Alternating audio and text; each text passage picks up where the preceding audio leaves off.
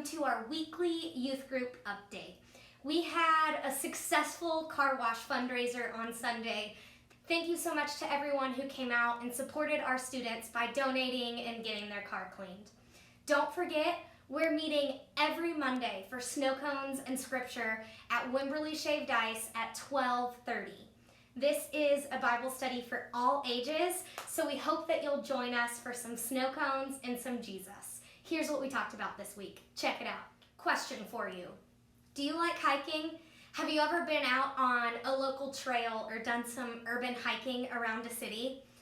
Well, if you've ever been to a county or state park, you've probably seen something similar to this.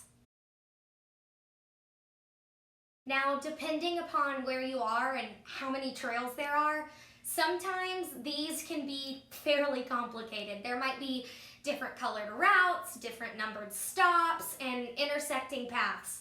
Sometimes what you see on the sign doesn't look like it matches up with what you're seeing in real life with your eyes. For instance, let's say that you know that you're supposed to be doing a big loop. In your mind, all you need to do is keep walking in the same direction and eventually you'll come out on the other side. But then you see a big sign telling you to head in what seems like the opposite direction. You wonder, should you follow the sign that doesn't seem to make much sense, or do you just cut through the woods, which seems to be a lot faster? But what you can't see with your eyes is if you keep going in that same direction, you're going to end up at a really big ravine. The sign is pointing you in a different direction that will save you from a dangerous cliff. The maps and signs are there so that you can follow them and know that you won't get stuck, even when it looks like you might know a better way. Sometimes we get directions or instructions that don't totally make sense to us. Maybe we think that our way is better or simpler. We wonder if our idea is better. We might even be confident that our idea will work. So we wonder if we should just do our own thing rather than what our teacher or parent or coach is asking us to do. If you haven't faced something like that yet, I can promise you that you will. And when that happens, you'll have a choice to make. How should you respond when what you're being told just doesn't make sense?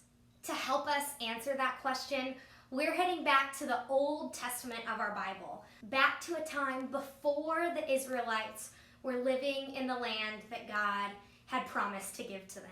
Back when Moses was leading God's people, here's what happened. For 40 years, God's people had been stuck outside of the promised land. They wandered around the wilderness because they hadn't trusted God. But now, a new generation stood ready to move in to their new land. The only problem? That land was already occupied. And it didn't look like the Canaanites who lived there had any interest in leaving anytime soon. But God told their new leader Joshua to cross over into the land to face some of the Canaanites at a city called Jericho. Let's head to Bible Story Time with Kellen to hear the rest of our story.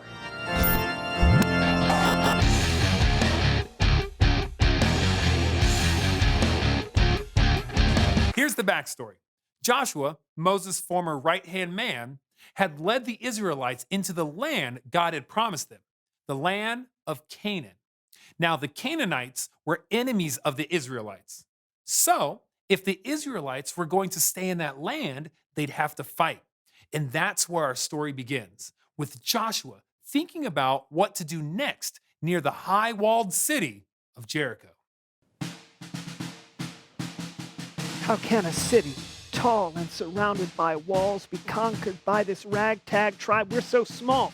I know we got the Lord, but how do we do it? We rush the front gate and try to burst through it. I'm working on a plan. I'm following God's command. We're gonna take a stand, but I'm still just one man.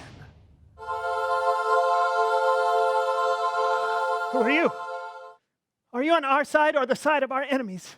I am on neither side. I have come as the commander of the Lord's army. Now take off your sandals. You are standing on holy ground. The Lord has decided to hand Jericho over to you. The Lord told Joshua how they would defeat Jericho. They should march around the city for 7 days.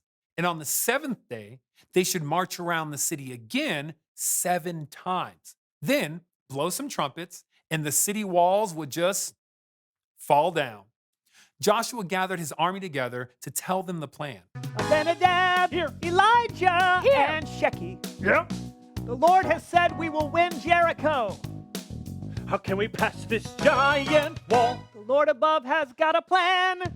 What if their army destroys us all? Like I said, we've got this, man. We'll walk around for 7 days, and then we'll blow some horns. But that's it.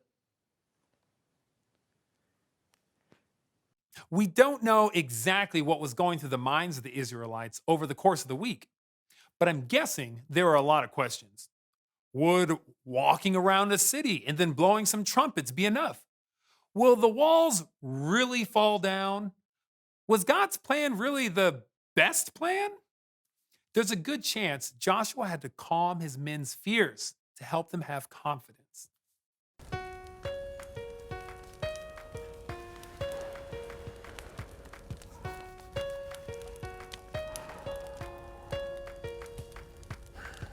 Every night after marching, I will pray. Pray, pray, pray.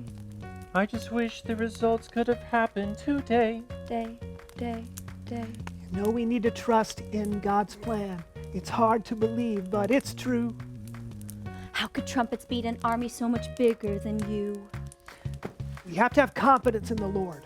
But I'm scared. There's so much to take on. Yeah, I know. It's scary to do something that doesn't seem like it makes sense, but remember, God can see the whole picture. I know there's a reason for his design. He has promised all will be fine. We just have to wait on him. We just have to wait on him. Joshua and the Israelites did as the Lord told them. They marched around the city for 6 days. And on the 7th day, they marched around the walls of Jericho 7 times. Then they blew their trumpets.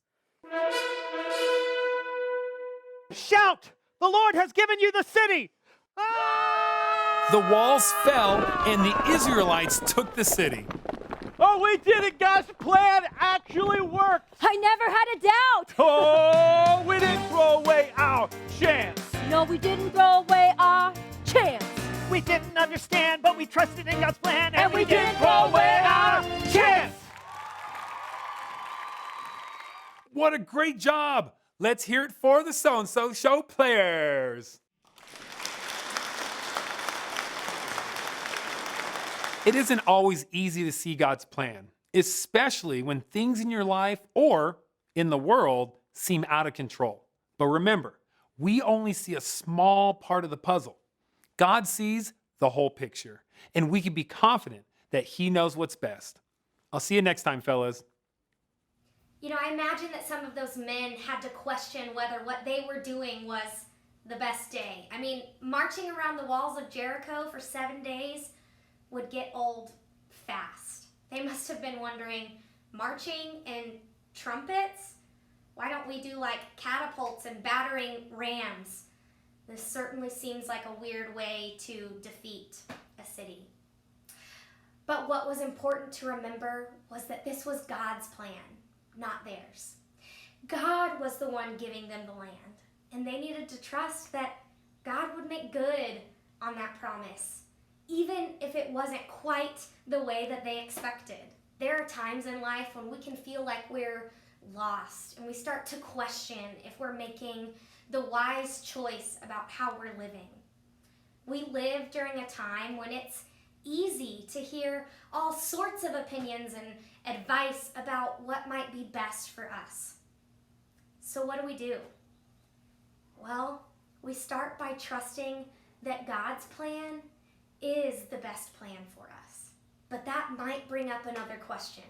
How do I know God's plan? God doesn't usually speak to us like he did to Joshua, and that may be true, but we have truth found in the Bible.